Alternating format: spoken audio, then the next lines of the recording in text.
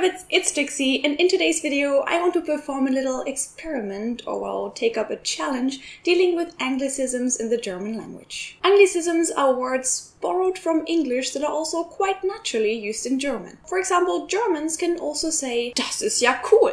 Now, cool is obviously an English word, but we use it anyway, same as skateboard, donut, trendy, or sexy. And there's nothing weird about it. We don't really think of it as an English word anymore. Sometimes there is an alternative German word, Loser, Versager. Sometimes the only option is an English one. For example, der Computer. Some anglicisms are one-to-one copies of English words. Others only sound English but are actually adapted to German grammar rules. You know, instead of Don't Trust the Rabbit ist ein cool YouTube-Kanal, we say Don't Trust the Rabbit ist ein cooler YouTube-Kanal in German. Because in this case, the adjective cool changes depending on the noun's gender. So these words are basically a mix out of English and German, a phenomenon linguists often lightly refer to as Denglisch. Yet another thorn im Auge for many linguists are pseudo-anglicisms. English-sounding words that many Germans use, but that don't actually exist in English. Or they describe completely different things to what they describe in German. An example would be das Handy,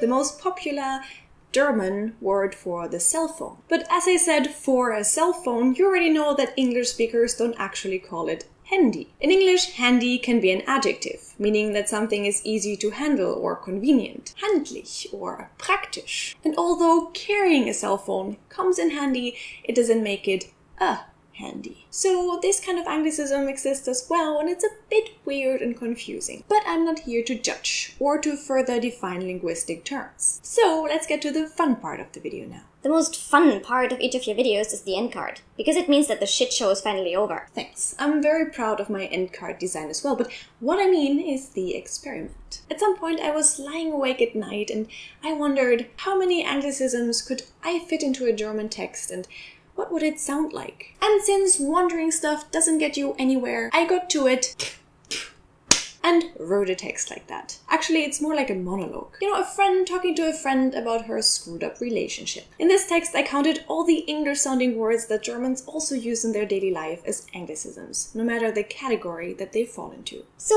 why did you tell us about all these different kinds of anglicisms then? So that you learn something. This channel stands for entertainment and education. No, you're just a talking cleavage. Enough of that! Wanna hear my monologue now? No. Great! Here it is. Meet Wanda, frustrated by her lazy nerd boyfriend Dennis and pouring her heart out in front of a friend. Let's call her Stephanie. She doesn't actually take part in the play because Wanda talks way too much, but her name is Stephanie. Newsflash, meine Beziehung zu Dennis ist ein Fail. Der Typ ist ein Flop. Ich zähle schon den Countdown bis zum Crash. Mir fehlt der Kick, die Action. Sein größtes Hobby ist es, auf der Couch zu sitzen und durch Cartoons, Talkshows und Daily Soaps zu zappen. Ansonsten sitzt er wie ein Teenager an seinem abgespaceden High-End-Gamer-Computer. Liked am Tablet oder am Smartphone irgendwelche albernen Fake-Posts. Downloadet Apps und anderen Bullshit und chattet nonstop mit seinen Nerd-Freunden. Er liebt Virtual Reality, aber ist ja klar, wenn das Real Life suckt. Außerdem frisst er in einer Tour Fast Food. Hotdogs mit Ketchup, Burger, Sandwiches, Popcorn, Donuts, Chicken Wings, Erdnussflips und trinkt dazu Milchshakes und Energy Drinks. Keine Spur mehr von Sixpack. Er trägt jetzt XXL T-Shirts, darunter ein richtiger Dadbot. Nur leider haben wir gar kein Baby. Er checkt nicht, dass sein trashiges Aussehen mich extrem abturnt. Sorry, aber dieser Lifestyle ist ein No-Go. Ich wünschte, er würde sich etwas pushen, um wieder fitter zu werden. Einen Home-Trainer kaufen, ins Fitnessstudio gehen oder joggen.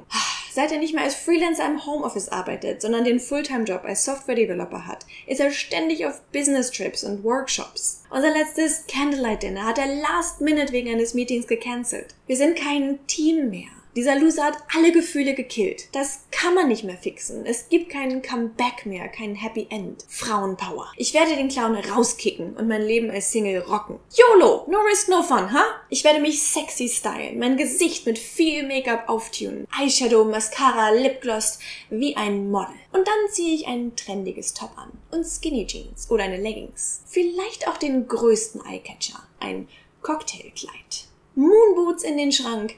High Heels raus. So gehe ich dann Party machen. Ich werde in der Disco oder im Club oder in sonst einer hippen Location mit viel guter Atmosphäre zum Beat abdancen, ganz im Flow sein. Vielleicht gehe ich auch in eine Bar, in der irgendeine No-Name-Band einen Gig hat. Die spielen wenigstens nicht nur diese überhypten Top 10 aus den Charts, sondern coole Remixe oder eigene Songs mit cleveren Lyrics. Dort kann ich dann während der Happy Hour bei einem Cocktail oder gleich einem Whiskey on the Rocks mit einem sweeten Sunny Boy flirten. Oder mit einem Punk, der lauter Piercings, Tattoos und Dreadlocks hat, total edgy. Keinen Creep, für den man Pfefferspray braucht, sondern einen Bad Boy Gangster, einen Underdog. Mit diesem neuen Lover hat die Party Queen dann einen One-Night-Stand oder auch nur einen Quickie. Der wird so gut, dass es uns wegflasht. Das kann man nicht mehr toppen. Schlichtweg, wow, Jackpot. Und dann, wenn mein Ego-Trip vorbei ist, schreibe ich Dennis ASAP auf meinem Handy in einer E-Mail, dass ich wohl eine Midlife-Crisis hatte. Dass unser Leben doch eigentlich ganz okay war. Und dass ich ihn, diesen Weirdo, unendlich vermisse.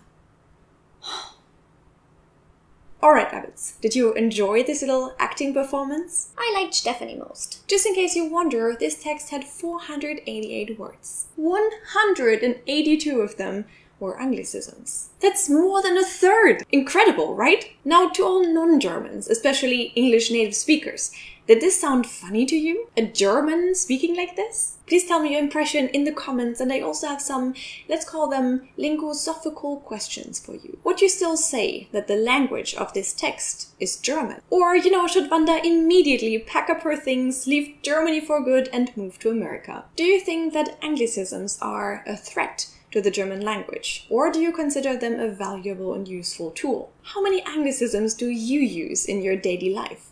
Which one is your favorite, and how do you feel when you use them? Come on, hurry! No one cares! How many more questions do you have? Just one. Did you like this video? Then please leave a thumbs up, because that would make me really, really happy. As always, feel free to follow me on Twitter, Instagram, and Facebook, and here is another video that you should definitely check out. Subscribe to Don't Trust the Rabbit for more videos like this one, and if you want to support my channel even a bit more, then you can also find me on Patreon. I would really appreciate the help. Now I wish you all a wonderful day, and I hope to see you in my next video. Bye!